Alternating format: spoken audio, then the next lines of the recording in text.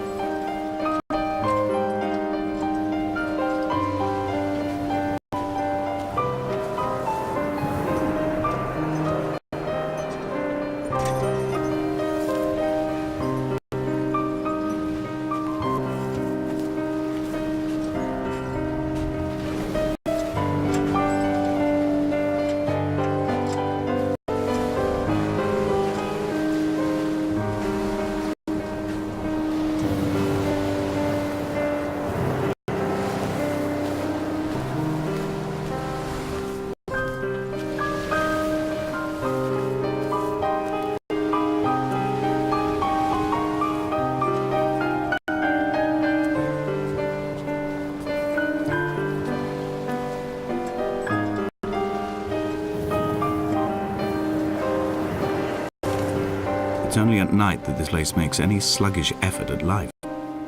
You can see the buoy and the aerial. I've been taking to sleeping through the day in an attempt to resurrect myself. I can feel the last days drawing upon me. There's little point now in continuation. There must be something new to find here. Some nook or some cranny that offers a perspective worth clinging to. I've burnt my bridges. I've sunk my boats and watched them go to water.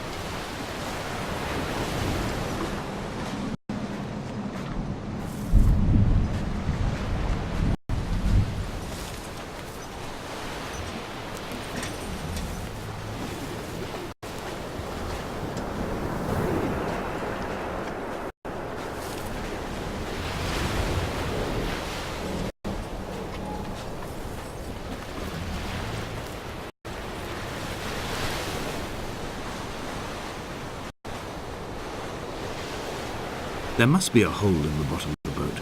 How else could new hermits have arrived?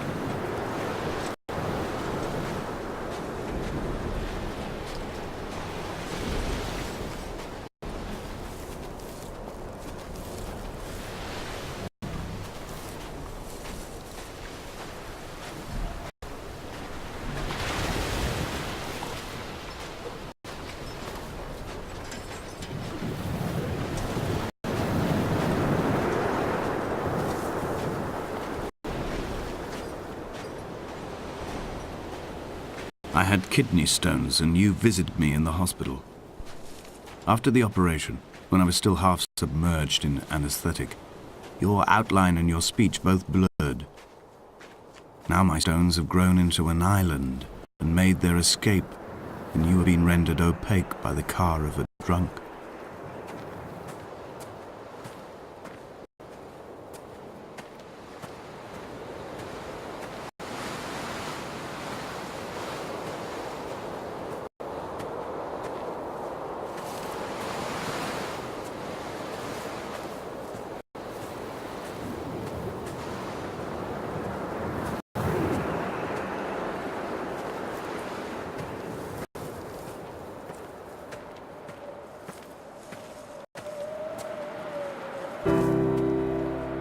I've begun to climb, away from the sea and towards the center.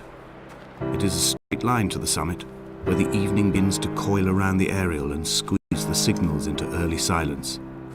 The bothy squats against the mount to avoid the gaze of the aerial.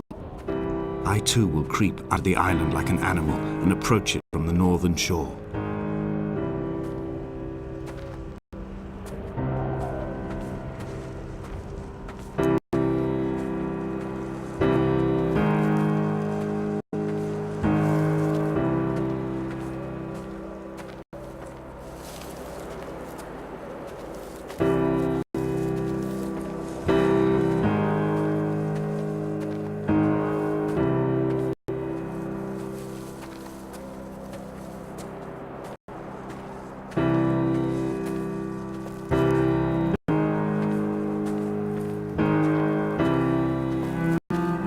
The bothy was constructed originally in the early 1700s.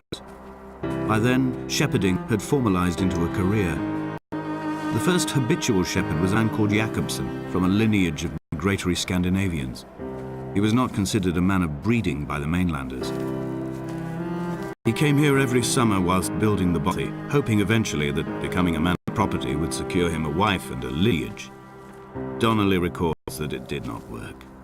He caught some disease from his malcontented goats and died 2 years after completing it.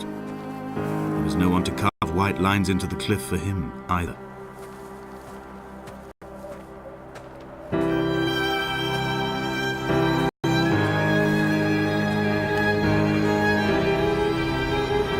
My heart is landfill, these false dawns waking into the still never light.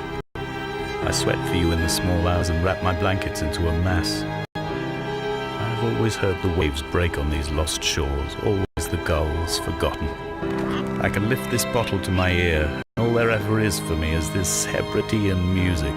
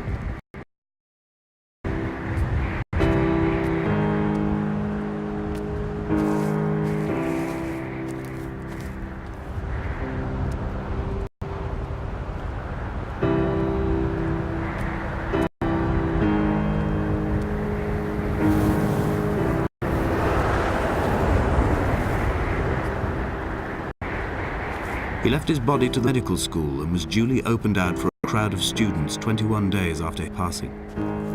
The report was included in my edition of his book. The syphilis had torn through his guts like a drunk driver, scrambling his organs like eggs on a plate. But enough definition remained for a cursory examination, and, as I suspected, they found clear evidence of kidney stones. He's likely to have spent the last years of his life in considerable pain. Perhaps this is the root of his laudanum habit. Although its use makes him an unreliable witness, I find myself increasingly drawn into his orbit.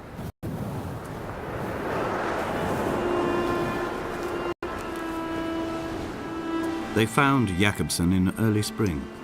The thaw had only just